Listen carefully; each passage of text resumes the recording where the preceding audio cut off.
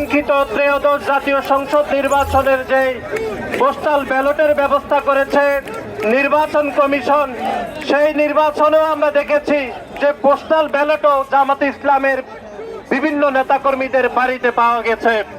সুতরাং আমরা মনে করি 2018 সালে আওয়ামী লীগের সন্ত্রাসীদের বাড়িতে ব্যালট পেপার পাওয়া গেছে ভোটের আগে, এখনো আমরা দেখেছি 2026 সালের নির্বাচনের ব্যালট পেপারও জামাতে ইসলামের বিভিন্ন নেতাকর্মীদের বাড়িতে পাওয়া যাচ্ছে। সুতরাং আজকের এই অবস্থান কর্মসূচির প্রথম দফাটি হচ্ছে যে নির্বাচন কমিশন যে পোস্টাল ব্যালটের ব্যবস্থা করেছে, সেই পোস্টাল ব্যালটের যে একটি ম্যানেজমেন্ট হয়েছে, সেই ম্যানেজমেন্ট অত্যন্ত বিতর্কিত হয়েছে। সেজন্য নির্বাচন কমিশনের প্রতি আমাদের উদাত্ত আহ্বান যে আপনারা পোস্টাল ব্যালটের বিষয়ে আপনাদের অবস্থান পরিষ্কার করুন এবং বাংলাদেশের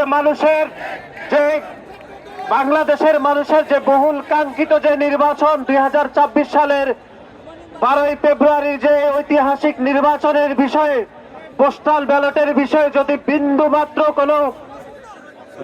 বিন্দুমাত্র যে বিতর্কিত সিদ্ধান্ত যদি পুনর্বিবেচনা করা না হয়, যদি সঠিক সিদ্ধান্ত নেওয়া না হয়, তাহলে বাংলাদেশ জাতীয়তাবাদী ছাত্রদল তাদের অবস্থান কর্মসূচি আরো দীর্ঘায়িত করবে বলে আমরা মনে করি। সুতরাং নির্বাচন কমিশনকে অনতিবিলম্বে পোস্টাল ব্যালট নিয়ে যে বিতর্ক তৈরি হয়েছে, সেই বিতর্ক আমরা মনে করি অনতিবিলম্বে একদম সঠিক সিদ্ধান্তের মাধ্যমে সেই বিতর্কের অবসান করা উচিত বলে আমরা মনে করি। এবং আমাদের আজকের এই অবস্থান কর্মসূচির দ্বিতীয় দফাটি হচ্ছে, আপনারা দেখেছেন এই নির্বাচন কমিশন একটি স্বাধীন নির্বাচন কমিশন এবং একটি স্বায়ত্তশাসিত প্রতিষ্ঠান, কিন্তু আমরা দেখি এই নির্বাচন কমিশনের সামনে 10-12 জন লোক নিয়ে এসে একটি নির্দিষ্ট রাজনৈতিক দল এবং একটি বিশেষ রাজনৈতিক গোষ্ঠী এসে যদি তাদের সামনে এসে একটি কাগজ ধরিয়ে দেয়, তারা তাদের সিদ্ধান্ত পরিবর্তন করে নজিরবিহীন এবং বিতর্কিত সিদ্ধান্ত গ্রহণ করে এই নির্বাচন কমিশন। সুতরাং আমরা মনে করি নির্বাচন কমিশনের শক্ত অবস্থান গ্রহণ করা উচিত এবং তাদের জনগণের সামনে জবাবদিহিমূলক যে ব্যবস্থা গ্রহণের জন্য তারা যে শপথ নিয়েছেন, সেই শপথে তারা স্বাধীন থাকা উচিত বলে মনে করি। এবং কোন নির্দিষ্ট রাজনৈতিক গোষ্ঠীর চাপে পড়ে যেন কোনো নজিরবিহীন এবং বিতর্কিত সিদ্ধান্ত না গ্রহণ করে, সেজন্য আমরা নির্বাচন কমিশনের প্রতি উদাত্ত আহ্বান জানাচ্ছি।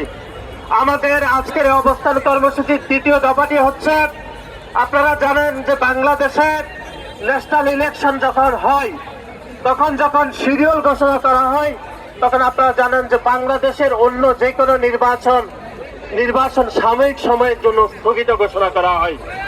আমরা দেখেছি বাংলাদেশের একটি ছাত্র সংসদ নির্বাচন যেটি আগামী 20 তারিখ হওয়ার কথা রয়েছে, সেই নির্বাচনকে কেন্দ্র করে বাংলাদেশের শিক্ষা মন্ত্রণালয় থেকে একটি চিঠি শাহজালাল বিজ্ঞান প্রযুক্তি বিশ্ববিদ্যালয়ের মাননীয় ভাইস চ্যান্সেলরের কাছে দেওয়া হয়েছিল। কিন্তু আমরা দেখেছি শাহজালাল বিজ্ঞান প্রযুক্তি বিশ্ববিদ্যালয়ের মাননীয় ভাইস চ্যান্সেলর একটি নির্দিষ্ট রাজনৈতিক দলের এজেন্ডা বাস্তবায়ন করার জন্য গত 1.5 বছর ধরে তিনি কাজ করছেন। আমরা দেখেছি সেই শিক্ষা মন্ত্রণালয়ের থেকে যে চিঠি ওনাকে 5 জানুয়ারি পৌঁছানো হয়েছিল, তিনি সেই চিঠিটি বিশ্ববিদ্যালয় প্রশাসনের কোন ব্যক্তিকে সেই চিঠিটি তিনি দেননি। বরং নির্বাচন কমিশন থেকে যখন শাহজালাল বিজ্ঞান প্রযুক্তি বিশ্ববিদ্যালয়ের নির্বাচনকে সাময়িক সময়ের জন্য যখন বন্ধ ঘোষণা করা হয়েছিল, তখন আমরা দেখলাম একটি নির্দিষ্ট রাজনৈতিক দলের নেতাকর্মীরা এসে নির্বাচন কমিশনের সামনে দাঁড়ানো।